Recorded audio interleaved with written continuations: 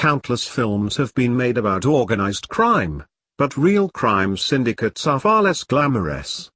They range from highly structured criminal enterprises down to motorcycle and street gangs. These groups run gambling, prostitution, pornography activities, and numerous financial scams such as fraud, money laundering, and protection rackets. They are tight-knit and secretive, and law enforcement has traditionally had difficulty infiltrating them. Groups like the Italian Mafia, the Russian mob, and Asian enterprises have established operations in other countries as well. They perpetrate financial scams, identity theft, healthcare fraud, and are active in human trafficking. Profits are laundered through shell companies, on prepaid credit cards, and even through banking systems to offshore accounts.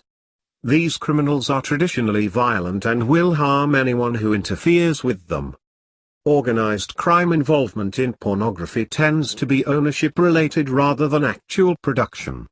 Infiltrating the industry and controlling distribution allows criminals to rake in profits from payoffs. Since there will always be a demand for some kind of pornography, the syndicate in control will be assured of continuing income. Prostitution, while illegal, offers the same kind of guaranteed income because people will pursue it even if they risk arrest and prosecution. The Italian Mafia is perhaps the most famous organized crime group. Drug smuggling, loan sharking, and money laundering make huge profits, although kidnapping, extortion, sports bribery, and weapons trafficking are not unheard of. La Cosa Nostra, which means our thing in Italian, has long been involved in labor racketeering. The pension and health funds of labor unions provide them with a rich source of embezzlement income. Street gangs and outlaw motorcycle gangs are other widespread organized crime operations. They have thousands of members and cultivate ties with international crime syndicates.